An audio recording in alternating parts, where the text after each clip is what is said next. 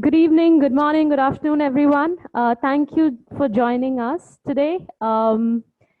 This is going to be an informal sort of a session where we have Jon Cohen with us, who's an Emmy Award-winning science journalist and a staff writer with Science. Most of you might have heard about him. He has authored uh, 4 nonfiction books. Several articles have appeared under his name in the New Yorker, Atlantic Monthly, New York Times Magazine, and many other publications. He has extensively worked in the areas of biomedicine, HIV/AIDS vaccine, and global health. And he's woken up really early in the morning to have this chat with us.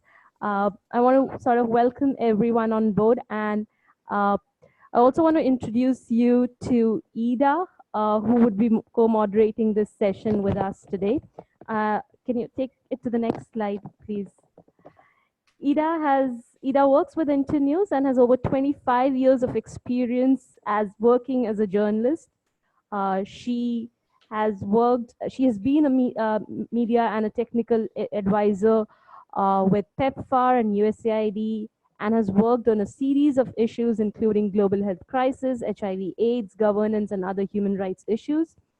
She's currently working with Internews, and at Internews, she's working on the Ebola and post-Ebola response in West Africa, and also helping media to prioritize certain biomedical prevention and research related work, and has been helping media in sub-Saharan African countries to create an enabling environment for HIV biomedical prevention research to thrive. A warm welcome to Ida and Jon. Thank also, you. I would like to take the opportunity to thank a host of people who have actually helped us to put this webinar together. Kay, thanks a lot for all the initiatives that you've taken to put this together. Angelo, Navita, Ankur, Shubhra, Munib, Rose, Ethel, and also Banya and Sarah from Welcome Trust. A huge thank you from our end to make this possible. Just a few house rules before we begin the webinar today. I would request you all to keep your mics on mute in case you're not speaking. And also please take a note that this webinar would be recorded. In case you have any questions which you would like to submit, there is a comment box which you can use to submit the questions anytime. And once towards the later half of the webinar, we'll open up the mics for people to have for the Q&A. And you can directly ask your questions at that point of time. Until then, please use the comment box to type the question. And that's it. Without much ado, I would like to invite Ida. And Ida, maybe if you could just give everyone an opportunity to quickly introduce themselves. And yes, let's do that. Thank you so much, Devi. I think we have a smallish group, which is great, which means we can have, maybe everybody can have a chance to ask a question, which is what journalists do. So let's go around and let everybody on the line introduce themselves. Thank you, Devi. You've introduced me and Jon. Maybe would you like to start by introducing yourself? And then we'll ask everybody, all the journalists on the line, to just say your name and say in what country you work and what the name of your outlet is, please. Absolutely. I remember after finishing it that I've forgotten to introduce myself. Hi, I'm Devleena. I work with IAVI in the Policy, Communications and Advocacy team, and happy to organize this along with the other hosts. Thank you. Who else do we have on the line?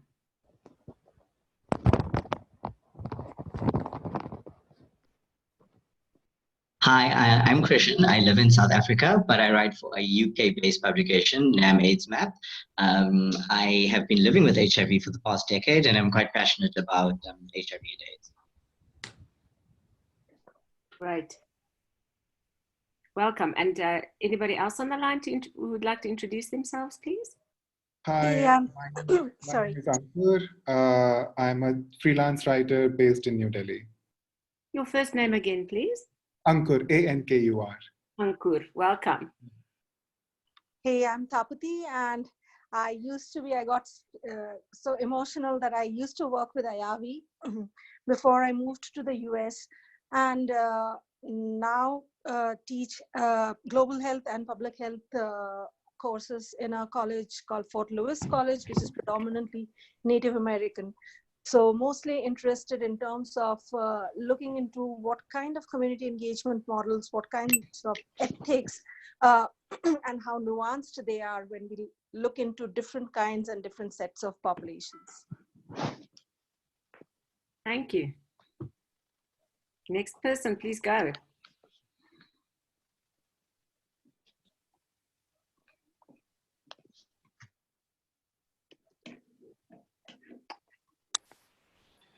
Hello, everyone. My name is Olaide Akoni. I work with Journalists Against AIDS. I'm based in Nigeria. Thank you. I believe we were expecting a team of journalists to join from Harare in Zimbabwe. Are you on the line? And do you want to introduce yourselves, please? Hi. Hi. Anna. Yes. I'm Anna Miti. I work for the Zimbabwe Broadcasting Corporation. That's the national broadcaster in Zimbabwe. I'm in Harare. And yeah, I also work with the journalists who work on HIV and AIDS and health in general. And I do believe some of them have been having problems connecting, but I'm sure they'll join us later. Thank you. More introductions?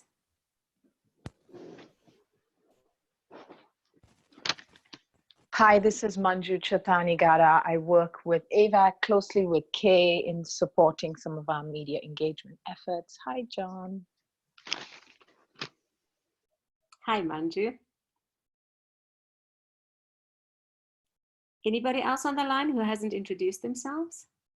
I had a very small little question. Post the discussion or post this call, would we be circulated anything like the contact details of this wonderful group of people? I don't want to lose touch with any of you, I think. So I was just would request Devlina or like if that could be done. Sure. If everyone is okay sharing their details, I don't mind making a smaller group out of this if people are okay. Sure. Sure. Thank you.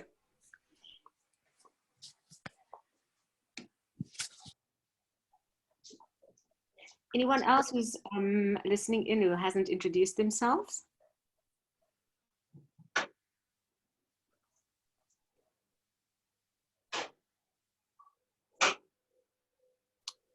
Perhaps not, and I hope that more will join in, as you also said, Anna. What do you think, Devi? I think so as well. Hey, this is Munib from IAVI. I'm based off of India, work with Devlina and team. Nice to be here. Right.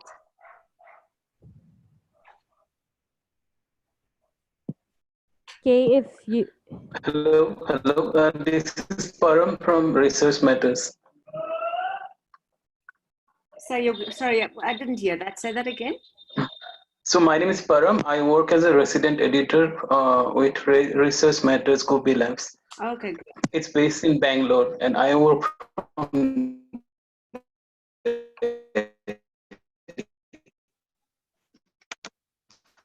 So that's great. So far we have Lagos and several regions in India, and we have Harare. And we hope that the team is expanding as we talk, because I know sometimes getting online is not so easy. So I think we can start by talking to Jon now, right? Absolutely. Okay, Devi, don't you want to pull up that picture of Jon so that everybody can have an idea of what he looks like and what this person looks like to whom we will be talking. As we wait for the picture, I wanted to say that I'm extremely excited to be talking to everybody here today, to listening to Jon. I know somebody asked about sharing contact details later, and I think the star of the show, the real contact you would want to have is Jon, but I mean, I know he's an incredibly busy person.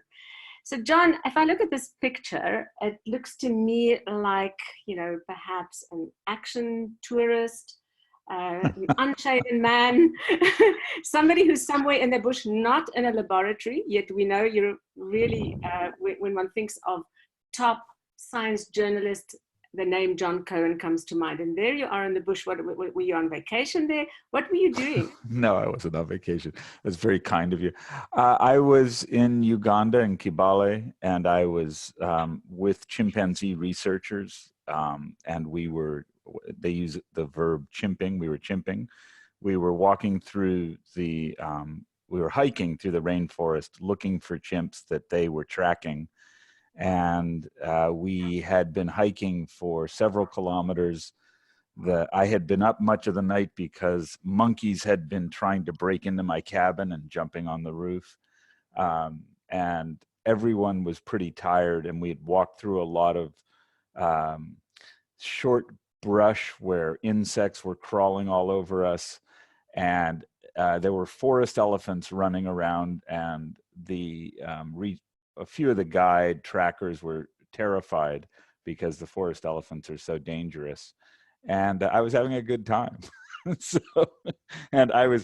We were also following one chimp, and I don't think you can see that in this image, but the chimp is staring at me in the background there. And the chimp at one point, actually, I made a mistake and went too close, and the chimp charged me. So it had been an eventful morning, put it that way. Oh my goodness, you were certainly not in a newsroom at your desk writing this story. I mean, can you tell us what story or stories or what came out of this? I wrote a book about the difference between humans and chimpanzees, and I wrote a special package for Science about that as well, and essentially looking at the research that separates us from them. And it grew out of my HIV reporting, and because of the link between the chimpanzee virus and the human virus. So that led me to question, well, which diseases do we share? And that was the basis. That's where the book started, but it went much broader than that. And I spent a few years doing that, and I fortunately got to observe chimps in the wild and also in captivity in several countries and several places. So it was a great project. I think having followed your writing over many years, I want to say this story reminds me of so many of your other stories that are great stories, which is, it's just a great idea, the kernel of an idea, which you then spend time researching, investigating, traveling. I think you're fortunate in that you've been able to travel to places to really go where the story is. But at the heart of it is just a good idea, I think.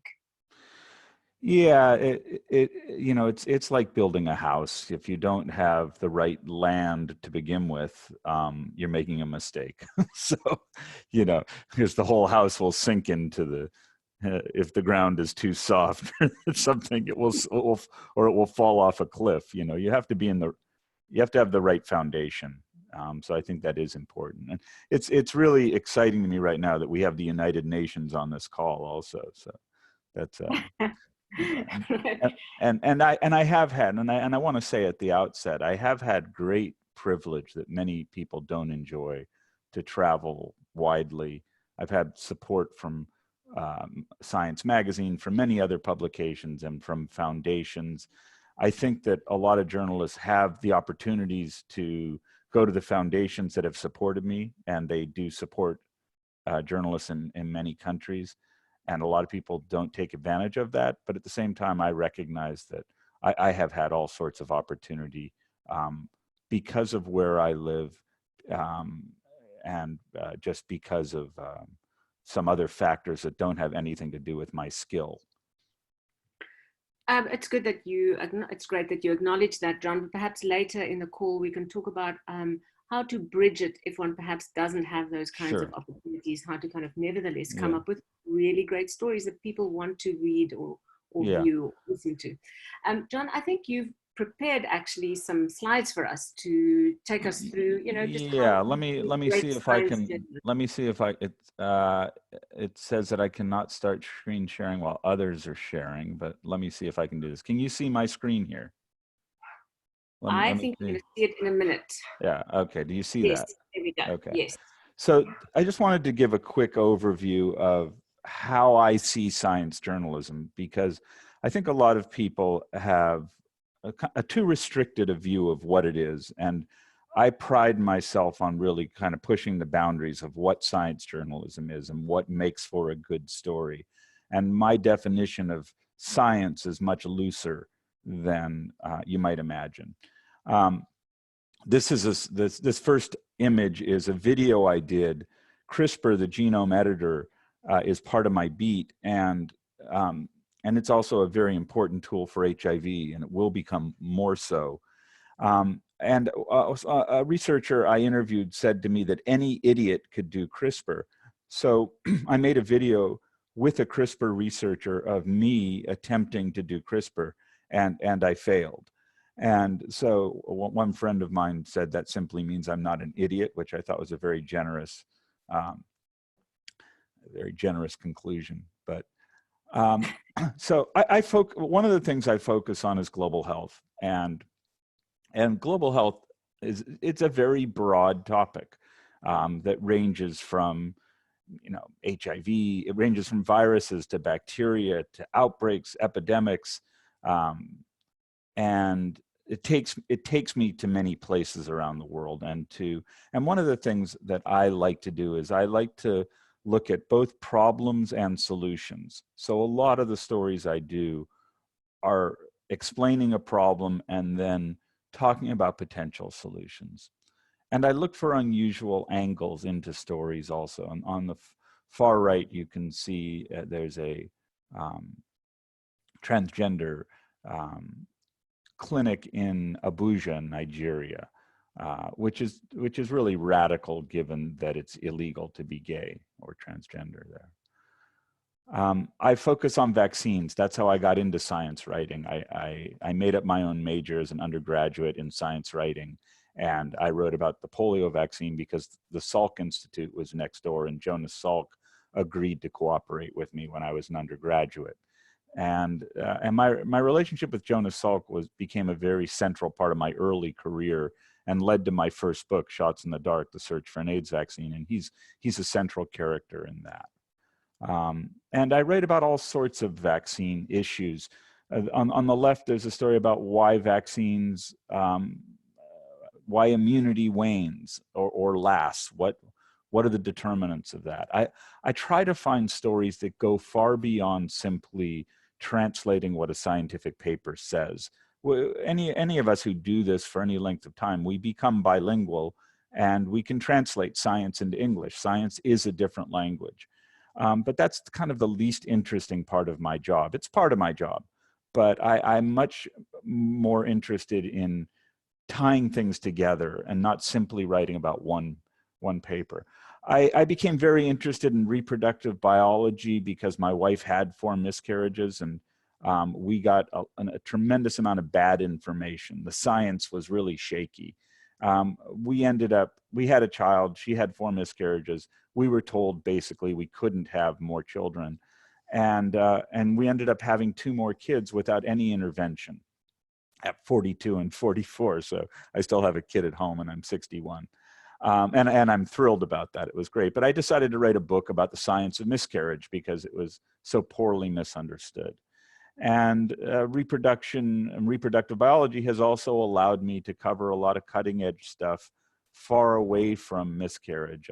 Recently, there's been a great deal of attention paid to using CRISPR to edit embryos that then get implanted. And that meshes with HIV because of He Jiankui in China, who created 2 twin girls who have their CCR5 gene edited to mimic the natural mutation that makes people highly resistant to HIV. Politics are part of my job. Politics and science always go hand in hand. I love writing about politics, and the other engine for good storytelling, I think, is conflict, and conflict can be ideas hitting each other.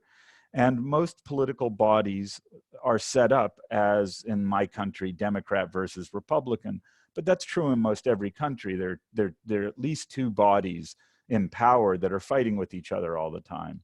And that makes for good stories. Grab 'em by the DNA, I thought, was a hilarious poster. This is right before the last US election when Trump was on video saying, grab 'em by the pussy. And so that was this was a group of scientists getting together to oppose Donald Trump, which I thought was pretty funny. I also like humor. I like levity.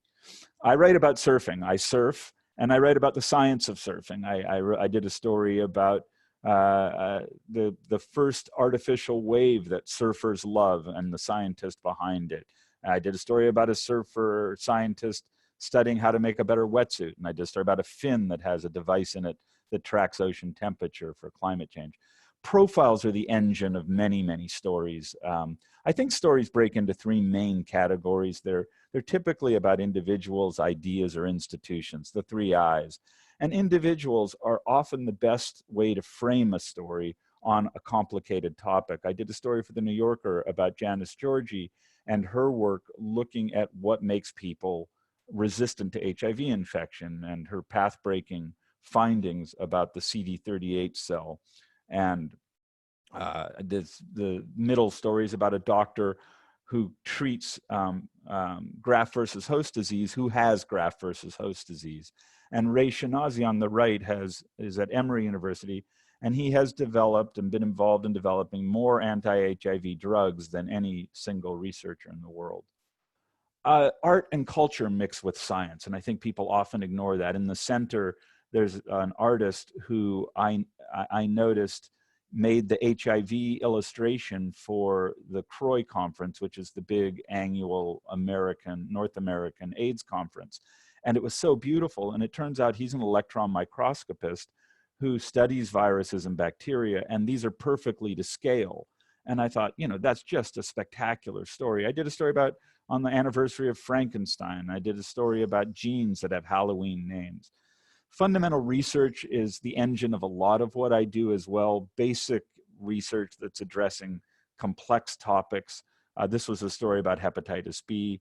And the woman in this image is a doctor who has hepatitis B. Once again, that's a way to frame a story and talk about complicated topics.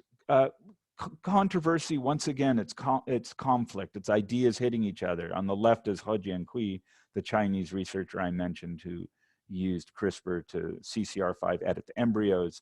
On the right, Michel Sidibe from UNAIDS became a centerpiece of controversy over sexual harassment and bullying that ultimately led him out of office. XMRV was a virus that I learned about at an AIDS meeting, the CROI meeting, the same meeting, that people thought caused chronic fatigue syndrome. It turned out to be, and I learned this at the AIDS meeting and was fortunate to break the story, was a laboratory accident made by mouse experiments, and it wasn't even a human virus. I write a lot about animals, as I mentioned before. I've written about chimps. I've written about the cloning. This is the leading polo star in the world who has cloned his horses that he rides. And I wrote about hybrids for Outside magazines, which are breeding of species like tigers and lions to make ligers. That's a photo of a liger. I write about technology. CRISPR I mentioned. This is a story I did for the Atlantic Monthly about interleukin-4, an attempt to get around the smallpox vaccine and looking at ways to stop terrorists from making it. Money is often a great way into a story. I follow money. The package I did for science called Follow the Money was about HIV/AIDS funding and primarily the Global Fund, but all sources of funding and looking at corruption and how it's followed up. I look at philanthropy and I look at industry, like the industry that has come up around CRISPR. Basically, I go where the virus goes. That's what I've done for 30 years, is I've followed HIV. These are special issues I've been fortunate enough to do for science, most of them timed to come out with the International AIDS Conference, that look on the ground at HIV in different places. And even though it's the same virus everywhere, it's the cultural, political, religious factors shape the response to the epidemic everywhere. And it's very important for me to see how different communities respond to HIV, to understand how to improve responding to it and bringing it to a halt. I've had the great fortune of writing for or being on television, for radio, everywhere I've ever imagined. I've at this point in my career, I've fortunately had a chance to publish there. And at this point, I don't really care where my work appears if I think the outlet is a responsible outlet and has a good audience. I'm very proud that I write for Surfer's Journal, for example, which is an excellent magazine. This is a letter I received when I was young. In 1984, I had sent a story to San Diego Magazine. I live in San Diego, about trying to rebuild a car. I was going to be, when I graduated from the university, I had $600. I invested it in an old car, rebuilt it. I was going to make a ton of money rebuilding cars. And the car blew up a few weeks after I rebuilt it, and I lost everything. And I sent the story in. I'm just going to read you what the editor wrote to me, because I think it's important. Cute, but give me something I can use. You can write, so what? Tailor your talent to each individual market. Starving writers deserve not to eat until they discover marketing. Welcome to reality. San Diego Magazine can use anyone with writing talent. You have that. But first-person starving writer stuff anyone on this staff can do by skipping lunch. Supply and demand, know thyself. Don't waste the stamp sending stuff to any magazine unless you've studied what they use. We haven't published first-person essays in 36 years. You've got talent. I just see someone feeling sorry for themselves. Tell me to fuck myself, but editors see a hell of a lot more between the lines than you turkey freelancers give us credit for. Marketing, marketing, marketing. Go to work, bozo. When I work all the time. News is just... Jon, yes. Can I ask you to just translate that for us? Tell us what he actually meant, please. What the editor meant? Yes. Why'd you bother sending me this? You don't read my magazine. I don't publish this kind of crap. So what? You can write. You know, you're a joke. Grow up. Thanks. And he was right. And my girlfriend, my wife, who's still my wife at the time, thought this was devastating. And I said, no. He said, I have talent. So I was flattered. So like most journalists at this point with the internet, the news never stops. It's this fire hose of information. I'm always working. Why do I do it? I do it because it's interesting, and I look for things that are interesting and significant. And there's a whole world of ideas that I'm excited by. If you see in the bottom right, there's the chimp looking at me right after that other photo you saw. That was what I was talking about, that chimp. I get to meet fascinating chimpanzees as well as fascinating people. And I'm very curious, and it's an interesting way to make a living. And, you know, it beats, I worked in restaurants for a few years. It beats washing dishes. And then that last slide doesn't really apply in this, because all of you are doing it. So that's my overview. I'm happy to answer any questions. I'm also very easy to reach. My email is jcohen@AAAS3A's AAAS like Sam.org. And it's also, I have a website, joncohen.org. There's contact information there, and anyone is welcome to contact me whenever they'd like. That is fabulous, Jon. That is just so amazing. I have so many questions I want to ask, but I actually want to take it to the floor immediately, because so that lots of people can have a chance. So let me hear who has a question for Jon, and fire away. And thank you, Kay, for helping us unmute the microphones for that. Can I go with the first question? Please. Okay, so thanks, Jon, and it was like incredible, the diverse journey you had, and literally makes not just interesting but thrilling, and I could almost feel the passion as I was listening to you. Question is, in the era of social media, and we have seen how communication in social media has deeply impacted vaccine confidence, vaccine hesitancies, howsoever we define it. How does, or what role does print media play out there, or journalism, science journalism could play very strongly out there? Question one is that. And the second question is also related, that in case of social media outrages, do you think, or have you come across any strategy of how to handle it? Because I see different governments who have, as an after effect of it, really not known how to deal with social media outrages. So vaccine hesitancy and vaccine opposition dates back to the very first vaccine, to Edward Jenner's vaccine. Right. When it was introduced in England, there were street protests about mandatory vaccination programs. It's nothing. It's nothing new. And what social media has done has amplified it, and it makes information travel more quickly. But it's not introducing new ideas. For the most part, there's very little new there. It's kind of an old, boring, in many ways, an old and boring concern. But at the same time, I understand why parents worry about their children. You know, that's our number one job, is to protect our children, and so parents have concerns. I don't think it needs government action. There's always been bad information, always. It's just there's more of it now, and it travels more quickly. If I find a new angle and a new way to approach the subject, I write about it. But I ignore a lot of stuff that flies by, and it disappears quickly. As much as we have this flood of new information, the water also passes by more quickly. But I did an interesting vaccine story a few years ago about the state of Michigan that wanted to address parents who wouldn't vaccinate their children. And so they created a new law that you had to come to the public health department for a 30-minute meeting with a public health representative to discuss why you didn't want to vaccinate. Vaccine rates skyrocketed by more than 90%. And it wasn't because people were going to the meeting. People weren't going to the meeting. They just couldn't be bothered. And the interesting part of the story is it exemplified and clarified that these parents really weren't anti-vaccine.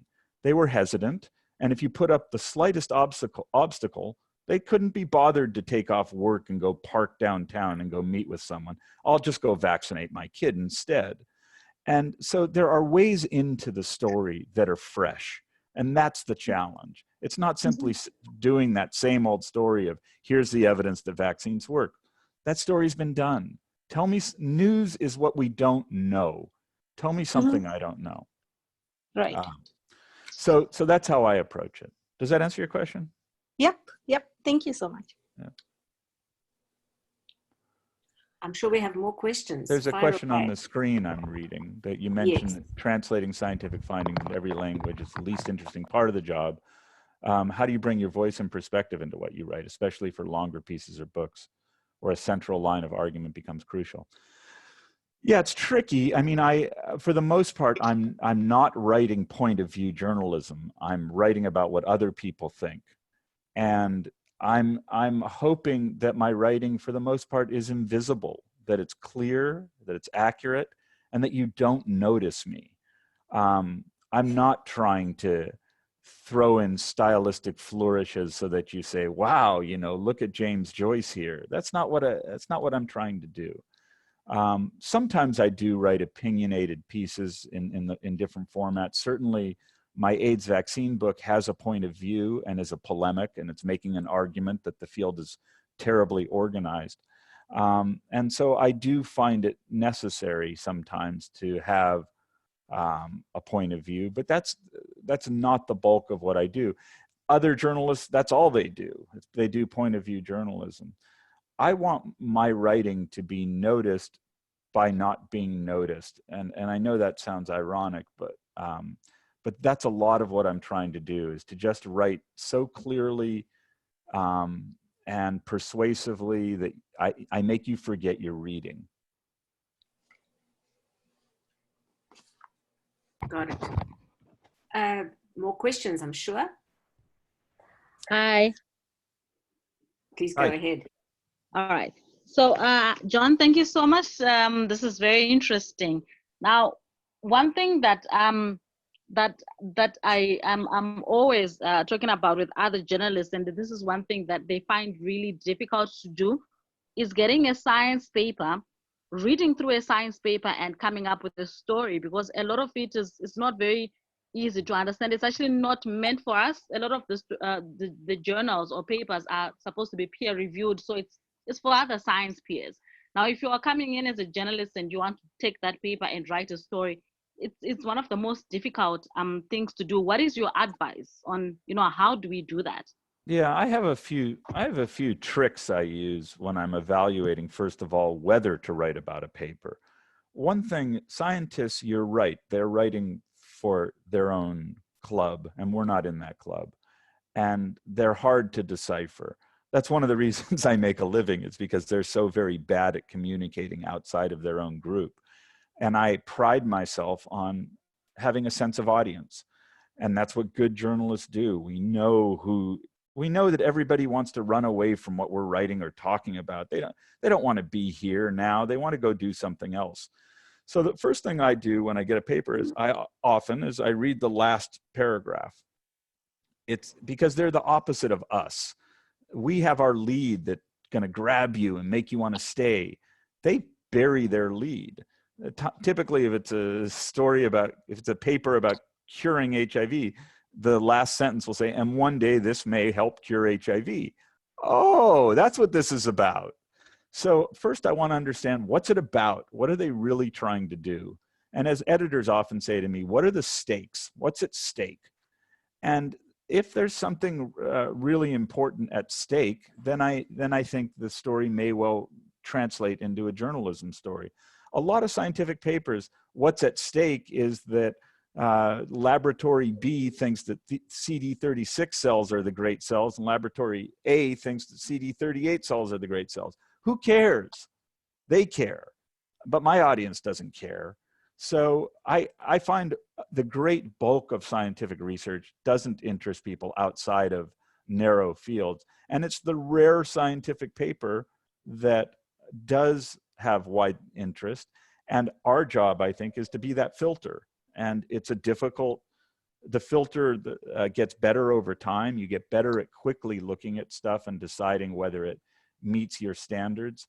But I find that, the vast majority of papers that I skim, I have no interest in writing about. It's got to excite me. Most papers bore me. I'm easily bored. So is everyone.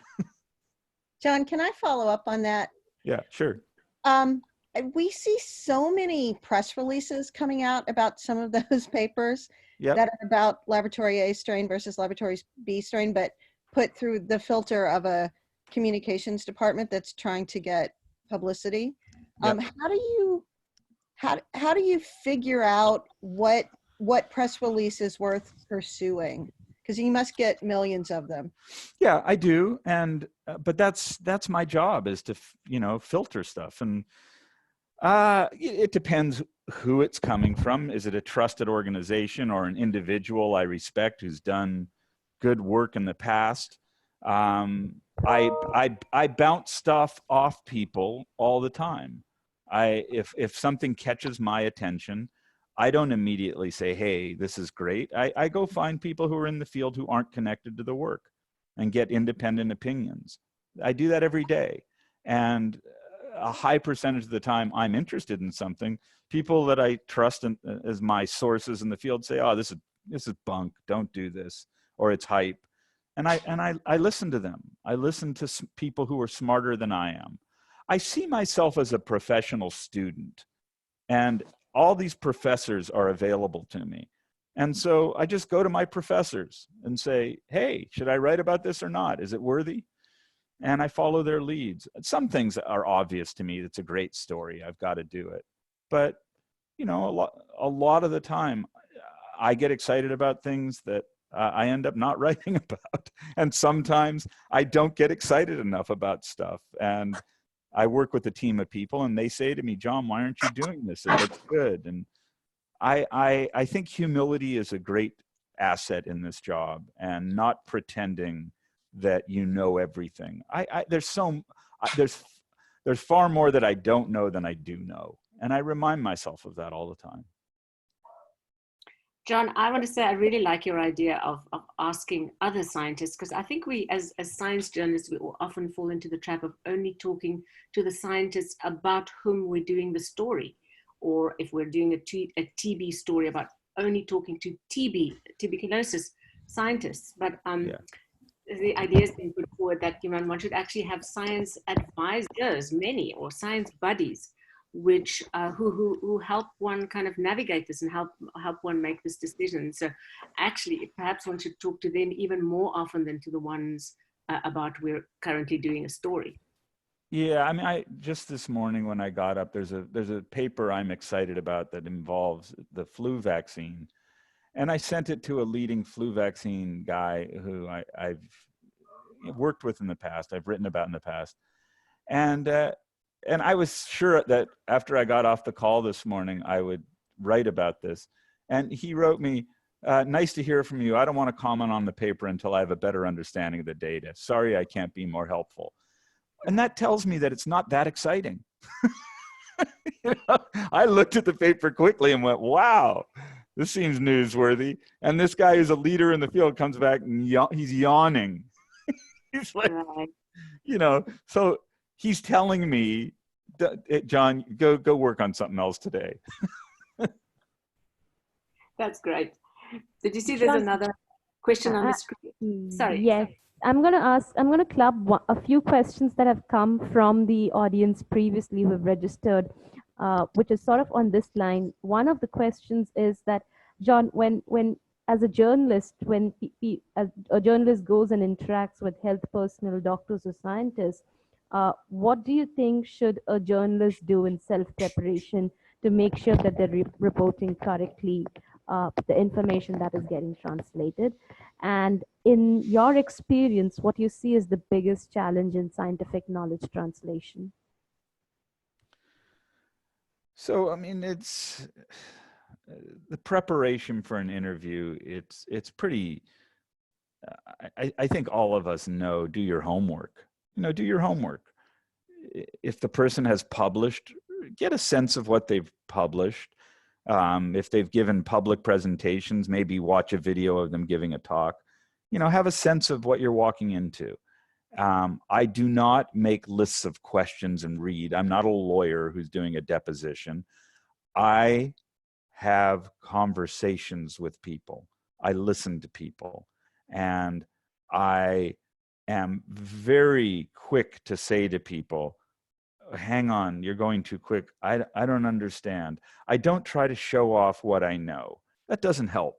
A lot of journalists, I find, come into interview situations and want to impress the source with that they've done their homework and that, hey, I really know a lot about this field. That doesn't help you at the end of the day. And I'm going to do right now what I often do. What was the second part of the question? So what are the biggest challenges in translating scientific knowledge, according to you? Well, I mean, a lot of it is deciding what the reader or however your outlet is, what they need to know. Because I gather far more information than I need to use to tell a story. And I see it the way a scientist gathers notebooks full of data to tell a story and then boils it down to a 3-page paper. That's what I'm doing. I'm filling notebooks with information, and then I'm deciding, I'm a distillation plant. I'm distilling what the real essence of the story is. And that's the challenge. Is again being the filter, and I also have editors who make me look smarter than I truly am. Almost everything I turn in is too long. I have people who distill what I've distilled, and fortunately, I work with really talented people who, convince me that I'm losing people, that I'm going on too long. So. And there's a question on the screen: how do I navigate through conflicting data and do I present it as a debate, or is there a way to figure out which side is right? It's typically not my job to be judge and jury and decide who's right. The readers I trust are smart enough to figure that out. Even if I'm writing about something where I really have a strong opinion and there's a fight, I just try to present the battle and the different perspectives and hope that I do it in a way that the reader will reach the conclusions I've reached. That, you know, data speak. Data speak. Facts are facts. They're loud. And I try to present the facts and to make it clear what if somebody's talking about something that's not accurate. I then will typically find some voice to point out what's inaccurate. And sometimes I don't even need a scientist to make the case, because there are other data I can point to that challenge what someone is saying. Jon, can I ask you quickly, you said that earlier on, you said we tell people things they don't know. Yeah, that's what news is. It's new. Yes, it's new. Do you sometimes think, oh my gosh, there's this thing that's not really new, but really people ought to know it? I mean, that gets us into the area of, I suppose, public health journalism, kind of responsible journalism. We spoke earlier, somebody mentioned the word solutions. In other words, that branch of science or health journalism that is about what we think people really ought to know in order to have a healthier life, to make the right decisions? Or does that get into boring territory for you? Yeah, it's boring to me. It's not my job. I mean, I know there's some journalists who think that's what their jobs are, and that more power to them. It's not what I do. I mean, a lot of my stories are about solutions, and there's solution journalism at the core, but it's not what I'm doing. I'm trying to tell a compelling story. I'm not trying to, I don't work for the Department of Public Health. I'm not trying to put out brochures that tell people how they can, you know, lead a healthier and better life. I hope my stories inform people and do help shape policy and do have impact, but I don't set out to do that in the way that maybe IAVI or AVAC sets out to influence things. That's not what I do.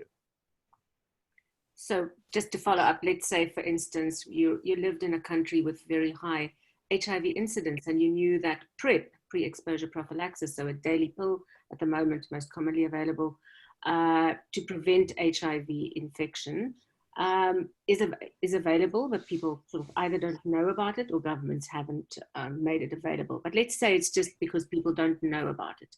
Would you not feel compelled to write a story about it?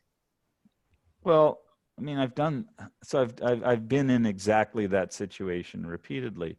I did a story in South Africa about the underuse of PrEP in South Africa, and questioned, why isn't it being used? Where is it being used? And why hasn't this expanded? That's the story. The advocacy side of it is fist in the air. PrEP should be used. Everybody should know about it. That's not what I'm doing. I'm asking, here's a scientifically proven intervention that works. Why isn't it being used more vigorously in this place? That's the interesting story. That fist in the air advocacy stuff, I leave to AVAC and IAVI and everyone else who does advocacy. I don't do advocacy.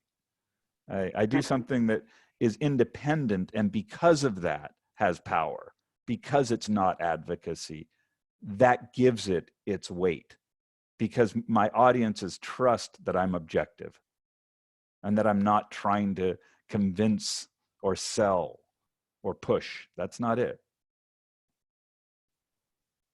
Understood. I think there are more questions on the screen, right? Yeah, visualization clues on health data and different matrices relevant but missing from media coverage. How to package to make it more impactful. Well, certainly if you work at an organization, a publication, or TV or radio, well, not radio, but television, that has people on staff who can help you create graphics and you work with photographers or videographers, you can tell many stories that have a great deal more dimension. And I'm fortunate enough to have those people around me who help me tell things. And I often use massive databases and give them to our graphics department at Science that creates stunning visuals that are really informative. So absolutely, data graphics are a great addition, and they're difficult to do. They cost money. You need talented graphic artists, but they help a great deal. And sometimes I can lift those things from scientific papers or from government publications, and they don't have to be created by my publication. They already exist, and they don't cost anything then. There's another question: how considerations journalists should make while investigating issues surrounding stigma, media ethics on reporting global health crisis. Stigma, covering in HIV and many other things I cover, stigma is, it complicates storytelling, and I certainly want to respect the people who I'm featuring. And that often creates issues because I have to be very careful about identifying people or places or situations. And it is my job to protect people. And I was in San Francisco a few years ago doing a story, and I was at a gay clinic, a gay man's clinic, and I was with a photographer, and this man wanted me to tell his story. It was about the use of PrEP in San Francisco and how this one clinic was dispensing 75% of all the PrEP in San Francisco. And this guy wanted to be part of the story, and we started taking his picture, and he told me he was an actor and was really excited about being in the story. And then he was from the Philippines, and it became, and I asked him, does your family know you're a gay man in the Philippines? He goes, oh, no, my mother would die. And I said, well, yeah, I don't want to, use your photos in this story. And he said, why? And he said, my mother's never going to see this. And I said, yes, she is. Your cousin's going to see it. There's a thing called the internet. We live in a different world. And so I often go the extra yard to protect people because of the stigma and discrimination I think they're going to face if I do a story about them, even though they give me permission. Unless and I said to this guy, if you want to tell your mother you're a gay man, go ahead, but I'm not going to be the vehicle to do that. So those are my ethics, and those are the ethics that I bring to reporting in global health. I go beyond what even the people I'm focusing on would allow in order to avoid dilemmas that surround the diseases they have or are at risk of contracting. John, if I may ask, there has been a lot of studies and a lot of criticism of the fact that it's not just the scientists, but at some level, it's also the way the public discourse that has been shaped around the idea of certain diseases, including HIV, has sort of added to the stigma for a lot of communities. For example, the very fact that there have been certain population groups who have been identified, or the terms being used like key population group. And I'm trying to understand that you as a journalist who's also sort of shaping the public discourse, and over the past years, what has been your learning on how, and that's a dilemma that I also face, that what do you exactly write when you write about certain population groups, not use stigmatized words, or unintentionally you're adding to the stereotypes. How do you deal with that? Well, I try to humanize people, and I try to show people and make you care about people. And if I'm writing about people who shoot heroin, or people who sell sex, or people who have a different gender identity, I do look for people who are open about it, who will let me tell their stories, and who will help me help. I want my audiences to care about the people I'm writing about. And I look for people who can help me compel people to care about their situation. And it's a delicate balance, but that's my aim, is to humanize, to show real people in real situations and not treat them like marginalized or key populations. These are scientific words that in my mind really mean hated. These are hated people in all different cultures. They're hated. And I try to address that hatred with compassion and to just show the normalcy of humans, because at the end of the day, that's what they are. And you can call them as being this group or that group, but a gay man or a transgender woman or a heroin user or a sex worker, they're humans. That's what they really are. And what they do for a living, or the disease that they might have with drug addiction, or their gender choice, it's just another aspect of being human. So I come at it through that lens. Thank you, Jon. Hello? Webinar was set for an hour, but we somehow thought that perhaps some people might want to continue, and Jon is available to continue. Can I get an idea, Devi? What do you think? Also, should we continue with a few more questions? Yeah, if people are around who want to continue, I think the floor is open, and we know we have some more time from Jon. Yeah, I'm okay. Yeah, Jon, a quick question, and this would be maybe mostly with putting on my professor's hat on. Many of the students who, like you and I, we have a story that how we became a public health professional, a public health researcher, a health journalist. We have already traveled part or most of that journey.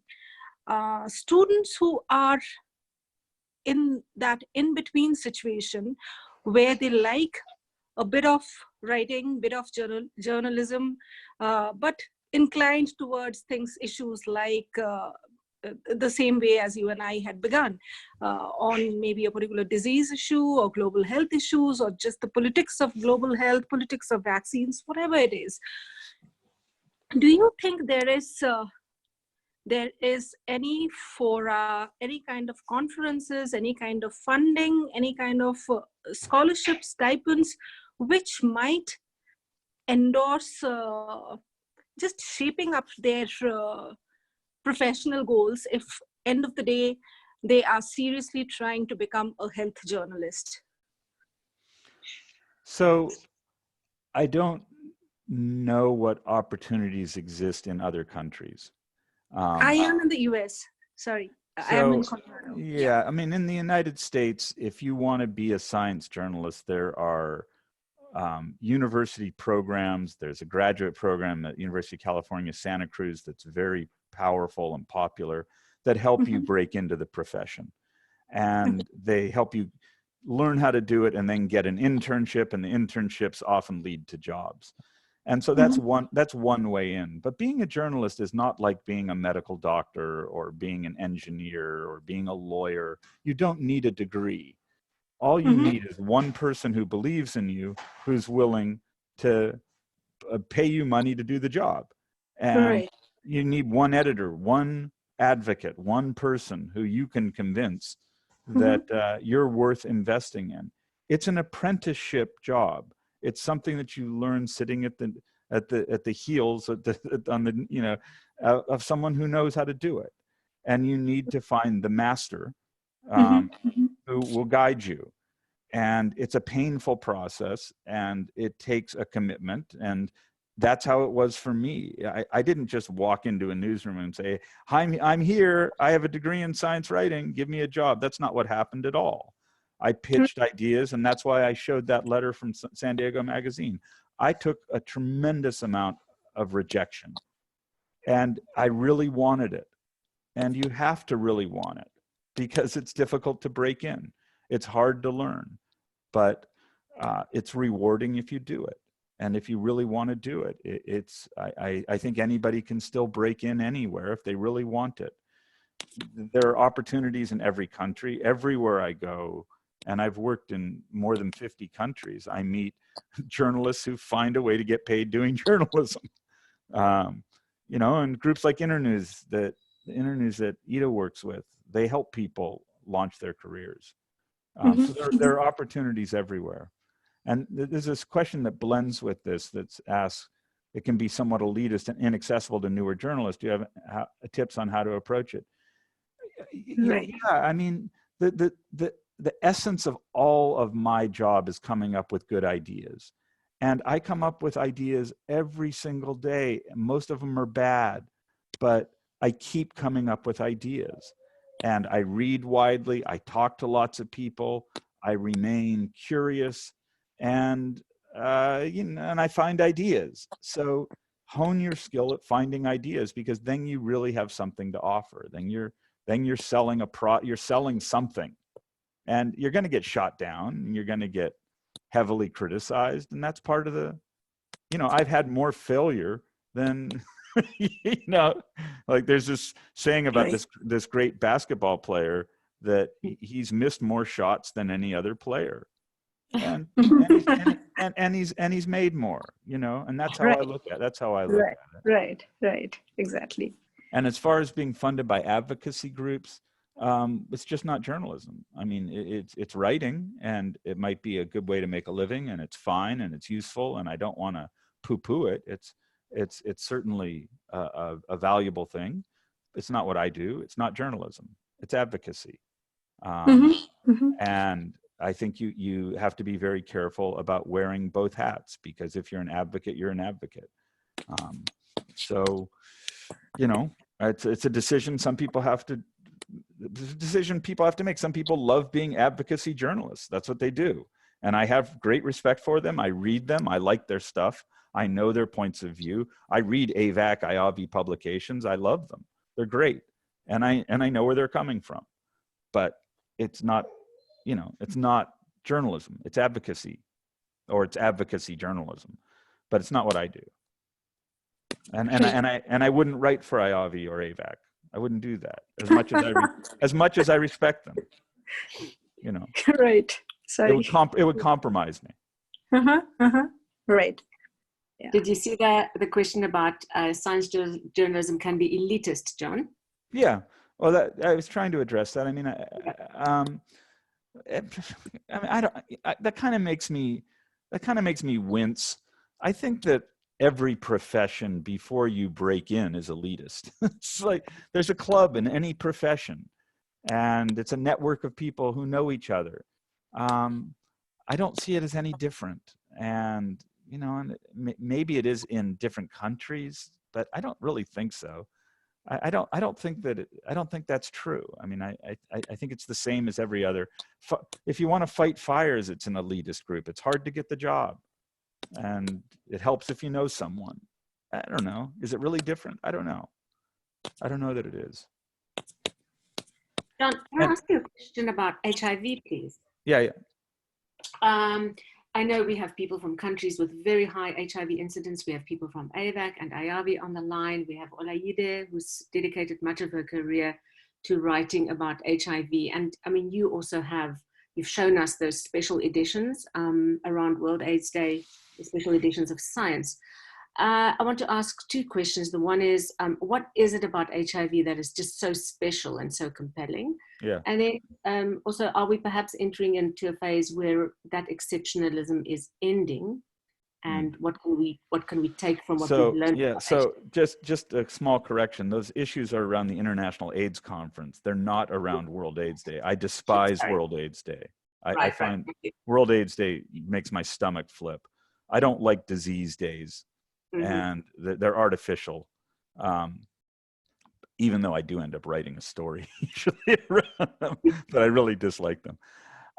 So if you were to have asked me 30 years ago, would I make my career around one disease, I would have laughed at you. And when my AIDS vaccine book came out in 2001, after I had been covering HIV as my main beat for 12 years, I was certain that was the end of my HIV reporting. But it's remained a fascinating topic, and it's because it intersects with so many aspects of life.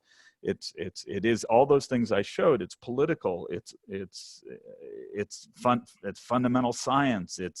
It has cultural issues, religious issues, gender issues, sex, drugs. It has so many fascinating things, and there's been so much progress made with drugs and prevention, both treatment and prevention, that I still find it interesting. I still keep finding great stories. And you know, I was in Zimbabwe a few years ago, and I did a story about a small village that had more than 200 people who had been virally suppressed for more than 3 years. 96% have viral suppression for more than 3 years. In the United States, viral suppression of the population that's infected is about 50%. This is 96% in a small village in Zimbabwe. Has possibly some of the worst political leadership, although the United States could compete at this point, but had some of the worst political leadership in the world at the time with Mugabe, and was economically broken. And here was this tremendous success story. What were they doing right? How did they do that? It was a fantastic, for me, experience. And I think it made for a really powerful story. And that's what I'm after. Even though I've told the story 1,000 times, there's the 1,001 version that's fresh and exciting and insightful and offers a new view that might help others figure out what they could do to improve access to treatment and adherence. So I keep finding new things that surprise me and that rock my soul. That's why. Mm-hmm. There's a question about government data is skewed, not reliable. What should we do? Politics. Yeah, so government data are shaky everywhere. They're shaky in the United States. The United States only can estimate our HIV prevalence and incidence. It's hard to come by good data. Some countries deliberately have inaccurate data. And if that's the case, that's the story I do. I did a story out of Russia last year about how one of their leading public health aids officials challenges the official government numbers. So if you know the data are skewed and not reliable, that becomes the story. And you write about why people think the data aren't reliable. And so you kind of flip it on its head. Rather than just reporting them, you do it critically.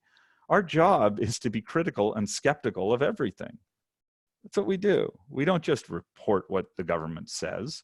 Here's what they say. Well, you know, as the old journalism saying goes, if your mother says she loves you, check it out. Just don't believe things just cause. I don't care if you're the minister of whatever. I don't believe you because it came out of your mouth. You know, show me the data. Let's see. And what do experts in the field who know how to analyze things, what do they think? So that's how I approach it. The politics of awards and what it means to young journalists and how to survive. Yeah, awards are biased by definition. It's a group of journalists sitting around choosing the things they like best. There's no metric that says this is better than that. It's just what a group of people think. And if you do journalism long enough, you'll win an award. Journalists love to give each other awards. Just keep applying, you'll win some. I have won many awards. I'm very proud of having, and I'm grateful that I've won the awards. What difference do they make? They mean a lot to the publications I work for. And it allows me to do more work, basically, because it tells my bosses, hey, it was worth investing in this. And how do you survive as a freelancer? I was freelance from 1998. Most of my career I've been freelance. From 98 till 2015, I was not on staff anywhere. I was a contract writer for Science. So I had a bread and butter job that helped me pay my bills. And then I freelanced on top of that. I would encourage you to get a bread and butter job with one place that allows you to then make your living from many places. But freelancers are always treated poorly. You're paid late. Sometimes you're not paid at all. I've been stiffed before myself. And it's a rough choice. It's a rough path. And if you're going to go that path, understand that it's tough. I succeeded at it. I did it, and I got sick of it also. And I went back on staff, fortunately, at Science, because I tired of the whole freelancer game. But that said, I loved doing it for many years because of the freedom it gave me. And freedom is precious. And I was able to do all sorts of things I could not have done had I been locked into a staff job. So it's a trade-off. Jon, the slideshow that you presented had so much fascinating information. I just wanted to pause on, you mentioned the 3 I's in journalism: ideas, institutions. Can you just go over that again briefly? Yeah, it's ideas, institutions, and individuals. I think that stories break into those 3 categories. There might be a 4th or a 5th or a 6th category. I don't know. But it's just how I frame things in my mind. And when I'm looking at doing a story, I ask myself, is this about a person?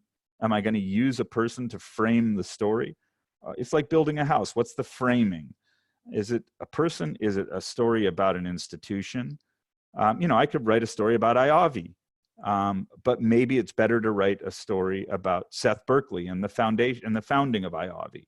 That there are different ways to tell. Or maybe there's a better story about the idea behind IAVI, that we need an organization to help shape the AIDS vaccine field. So those are 3 different ways to tell the same story.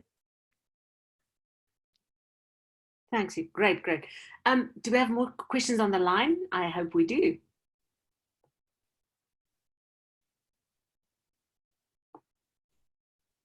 Anybody who's on the line, just put your question to Jon.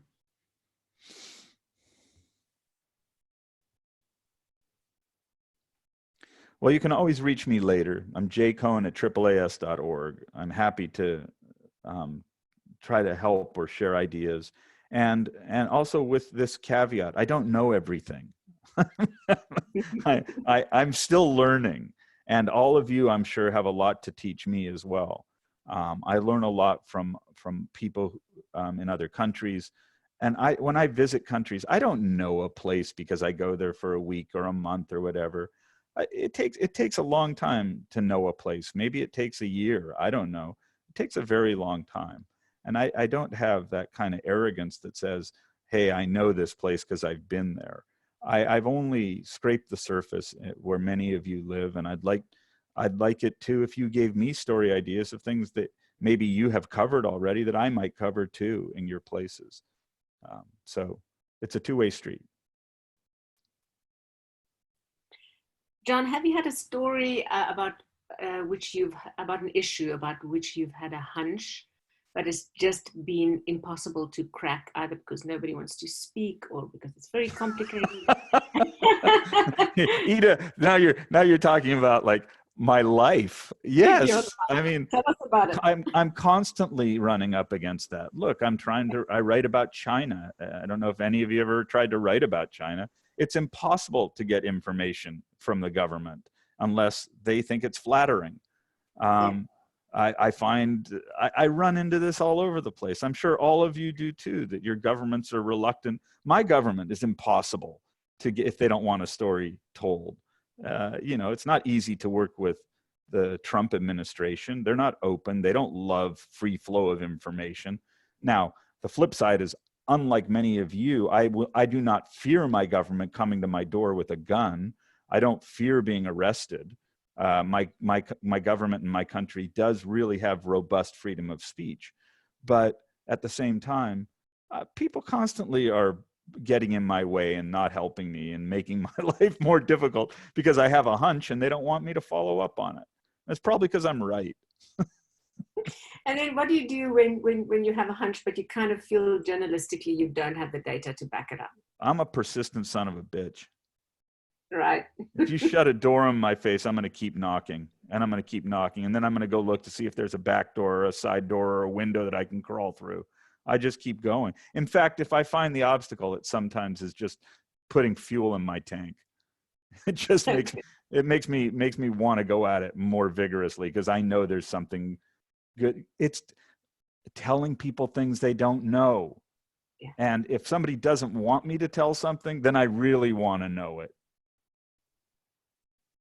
Why didn't you come home till 3 in the morning? Where were you? Where were you? What do you mean? What do you mean you were just driving around? Where'd you drive to? Yeah. Really? 3 in the morning? Really? That's my nature. Got you. John, how do you deal with issues of fake news that somebody might have lashed on and probably have written about it because it seemed like it was real and compelling at the time, but then turns out that wasn't the information, that it wasn't correct information. How do you handle that? How do you advise journalists to handle such things? Because sometimes it happens. You see a paper that you think is science that makes sense, turns out really it wasn't that. Well, I mean, if you're just reporting what you find without doing any reporting, then that's not journalism, and you're the problem. I mean, the world is filled with bad information. It's just, that's our job, is to find the good information. So I don't know. I mean, yeah, there's fake news out there, and do your job, figure it out. I mean, to me, that's our job. It's to sift through the information and figure out what's accurate. And just, I don't see it as anything different from anything else. I mean, most every press release I get is fake news on some level. It's trying to compel me to write about something that isn't news. A new CEO has been appointed, and we're supposed to sit and applaud the company as a new CEO. What happened to the old one? Oh, that person got fired for sexual harassment. Oh, that's not in your press release. You're just celebrating this new person coming in. So I look at everything through this very skeptical lens of, really? Really? Huh. And extraordinary claims require extraordinary evidence.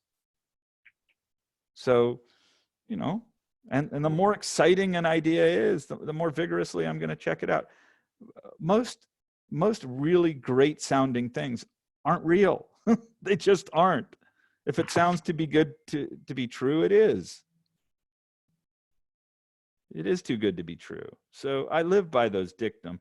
It doesn't mean I don't get suckered into things. I do, but try to keep that to a minimum. John, I see there's a question on the screen about HIV. What's the issue in HIV that I'm watching these days? Well, on the one hand, why would I tell you? I'm a competitive journalist. No, I mean, look, the big issues in HIV are all these tools exist that can both help people who are infected live normal lives and prevent people who are at risk from becoming infected. The big story most everywhere is, how are the tools that exist being used?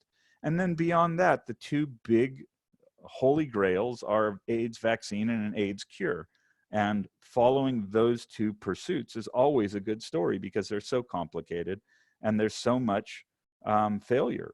And so the little windows of success are the little hints at how to move forward often make for very good stories. And those are the two pressing issues, those are the two pressing issues. How do we get to that vaccine, and how do we get to a cure? And in the interim, we have these fantastic tools that work, and there's the things being built on those, like longer acting drugs that are safer, that can be used less frequently, that can be implanted. That's all really exciting and fascinating to me. But the issue for HIV always is local. It's where you live. It's what's happening there. And if I lived where you lived, Manju, I would be looking at HIV in a very local perspective, because that's the story. Great, thank you. Can I check if there are sort of other burning questions, or perhaps, because I feel maybe we can close now. I think it's almost going to be 1.5 hours, and I know we've taken quite a lot of time from John. If there are questions which are like Ida said, burning, and someone would like to say, we probably can take them for a minute. I should have mentioned one thing about graphics. IAVI and AVAC put out great graphics.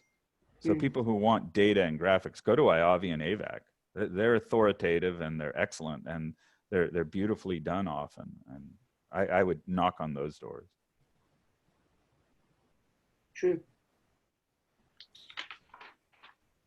Going once and going twice. Yeah, I think that's it. Yeah, I guess there are no questions coming up now, but I just wanted to share that we would like to hear back from the participants and also from other speakers about this particular format. This is an experiment even being done by us to get an informal group of people together just to facilitate, because we felt that there's a lot we can learn from each other from different regions. And we thought this is a good way to connect people and learn from each other's experiences. We don't have a feedback form or anything, but on the screen, if Kay, you could pull out the last slide. There is Ida's email ID and my email ID. And you have John's email ID. We would love to hear back from you. At least something about the format, something you love, something that you would like to change, and what do you feel about hosting more such webinars? Yeah, that's pretty much from our end. And once again, a big thank you, John. I know my pleasure.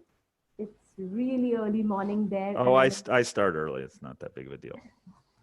And I really need to thank Ida, Kay, for making sure that this happens, and all the participants who stayed with us for so long. A big thank you. And hope you guys have a great day. Thanks for having me. Thank you, John. Thanks, everybody. This was fabulous. All right. Talk to you later. Bye-bye.